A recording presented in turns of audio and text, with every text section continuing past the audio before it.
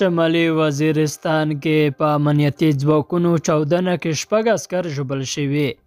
د افغانستان سره په پوله پراته د خیبر پښتونخوا د قبایلي زولې په شمالي وزیرستان کې په یوه چاودنه کې د اف سی ځواک 6 عسکر ژوبل شوي دي. سیمه کې په یوه بله پیښه کې نامعلومو کسانو د یوه ټیکهدار کیمپ ته اور اچولی چې پکې 4 ګاډي او نور د ټیکي سامانونه او مشینري سوځول شوي دي. د سیمې پولیس او امنیتي چارواکو دا دواړه پیښې تایید کړې دي او د بمي چاودنې ذمهواري د پاکستاني طالبانو تحریک په غاړه اخیستې ده. د سیمې څخه سرچینو ډیوا ته ویلي چې د سه شنبې په شپه په امنیتي عسکرو د چاودنه د شیوا تحصیل په ټنډې سیمه کې شوې ده.